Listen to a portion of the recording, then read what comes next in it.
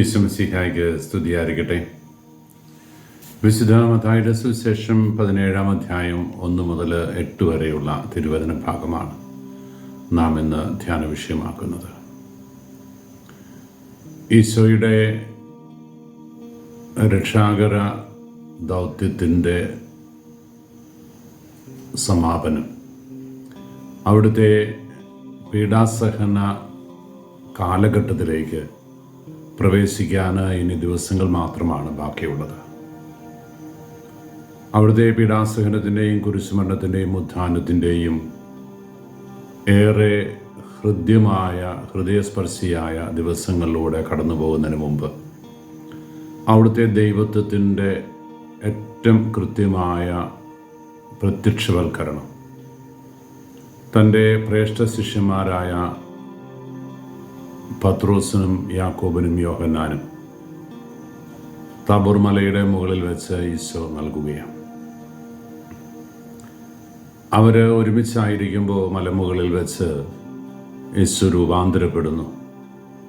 അവൻ്റെ വസ്ത്രങ്ങൾ മഞ്ഞുപോലെ വെണ്മയുള്ളതായി മാറുന്നു.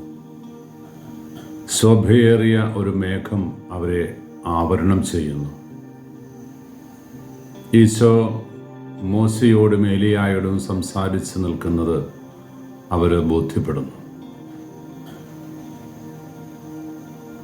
ഈ സംഗമവേള കഴിഞ്ഞപ്പോൾ ശിഷ്യന്മാർ ഈശോയോട് പറയുന്ന കാര്യങ്ങളാണ് ഏറെ ഹൃദ്യമായിട്ട് സുവിശേഷകൻ രേഖപ്പെടുത്തി വച്ചിരിക്കുക. പത്രോസ് ഈശോയുടെ ദൈവത്വത്തിൻ്റെ മുമ്പിൽ അടിയറ പറഞ്ഞുകൊണ്ട് ഒരു ഭ്രാന്തനെ പോലെ വിളിച്ചു പറഞ്ഞു, കർത്താവേ, നാം ഇവിടെയായിരിക്കുന്നത് നല്ലതാണ്. ഞങ്ങൾ 3 കൂടാരങ്ങൾ പണിയാം. ഒന്ന് നിനക്ക്, ഒന്ന് മോശയ്ക്ക്, ഒന്ന് ഏലിയായ്ക്ക്. 6 പേരുണ്ടായിരുന്നു അവിടെ. എന്നിട്ടും 3 പേർക്കായി കൂടാരങ്ങൾ. ഇവിടെ ആയിരിക്കുന്നത് നല്ലതാണ് എങ്കിൽ മറ്റു 3 കൂടാരങ്ങൾ കൂടെ വേണം, യാക്കോബിനും യോഹന്നാനും പത്രോസിനും.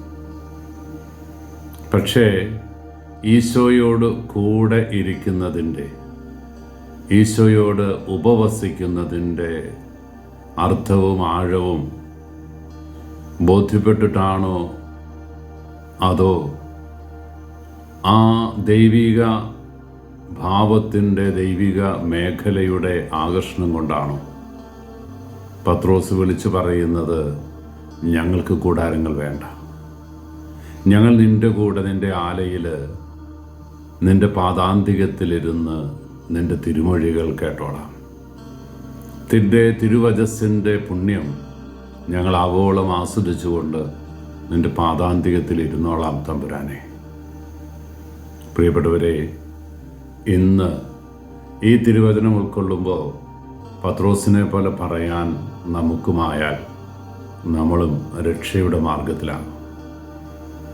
കർത്താവേ, നിൻ്റെ കൂടെ ഇരിക്കാൻ, നിന്നോട് ഉപവസിക്കാൻ, നിൻ്റെ പാദാന്തികത്തിലിരിക്കാൻ, നിൻ്റെ തിരുമൊഴികൾ കേൾക്കാൻ, ദിവ്യവചസ്സിൻ്റെ ദർശനം കാണാൻ കർത്താവെ അഭിഷേകം നൽകണമേ എന്ന പ്രാർത്ഥനയോടെ ഈശോയുടെ സന്നിധിയിൽ നമുക്കുമായിരിക്കാം. ഈ വലിയ പുണ്യപ്പെട്ട വെളിപ്പെടുത്തലിൻ്റെ രഹസ്യം ആരോടും പറയരുത് എന്ന് പറഞ്ഞാണ് ഈശോ ശിഷ്യന്മാരുമായിട്ട് മലമുകളിൽ നിന്ന് ഇറങ്ങി വരുന്നത്. ഒരുപക്ഷെ തിരുവുദ്ധാനത്തിൻ്റെ,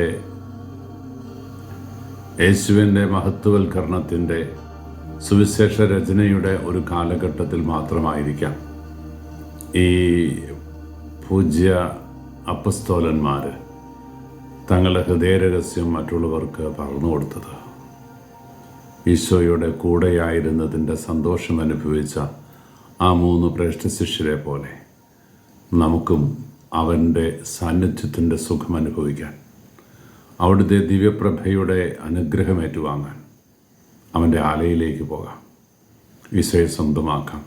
ഈശോയുടെ അനുഗ്രഹം ഏറ്റുവാങ്ങാം. കർത്താവ് അനുഗ്രഹിക്കട്ടെ. കർത്താവ് ശംസിഹായുടെ കൃപയും പിതാവായ ദൈവത്തിൻ്റെ സ്നേഹവും പരിശുദ്ധാരൂപിയുടെ സഹവാസവും നാം എല്ലാവരും കൂടി ഉണ്ടായിരിക്കട്ടെ, ഇപ്പോഴും എപ്പോഴും എന്നേക്കും.